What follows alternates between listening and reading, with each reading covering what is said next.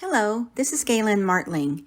I'm here with Unity Stamp Company showing stamping and stenciling, and the stamping and coloring is going to be on vellum cardstock.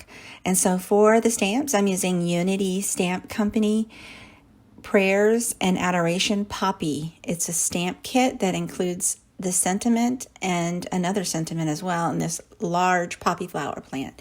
Beautiful. And so I am using one of the sentiments on vellum. I'm using the stamping. You want to use a permanent ink and let it dry all the way like StazOn ink, or you can heat emboss the stamping with black ink or stamp on it in something dark like a StazOn and put clear embossing powder on it to get the same sort of look. And so after I stamped, I trimmed the panel to fit the card base that I'm going to use. And then I go ahead and start stenciling. I thought this sending prayers would be nice with a sunburst background. So I used a stencil by my favorite things called Radiating Rays stencil. And I'm using Distress Ink by Ranger and Tim Holtz in Speckled Egg and Squeezed Lemonade colors. I'm using Simon Says Stamp ink blending brushes, and you can see that panel just came out real pretty. I trimmed that panel to fit the card base as well. And so I'm stamping on the backs, I'm coloring on the back side of the stamped panel. So whichever side you stamped on, turn it over before you start your coloring. Now I'm using Copic markers with this. I like to color on the back side because it's sort of, when you color on vellum, it's sort of, blotchy. You can't really see blending very well, but when you turn it over, you see it's very pale looking. It's lighter, softer look. And when you add it closer to a white card background, you can see the color pop a little bit more. But I just like the effect of using color on the back side of the vellum. And so I used sort of a darker teal green color for the leaves.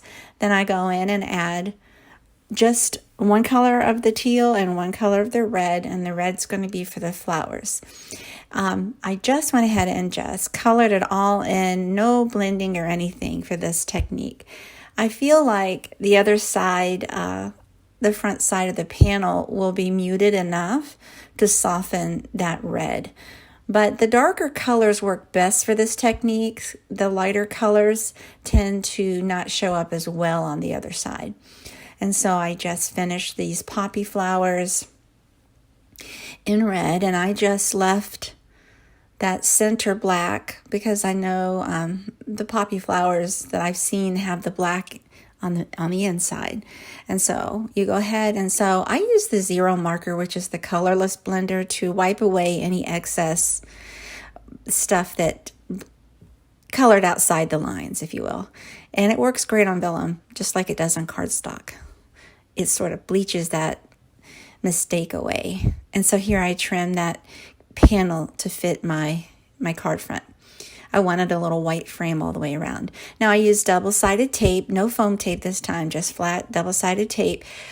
On the vellum, I used it just behind the poppy flowers. It doesn't show up the adhesive when you do it that way. And so I just used flat adhesive on the background panel and on the vellum, and I layered it, sort of offset a little bit. Then I centered the sentiment to finish the card, and it's so pretty.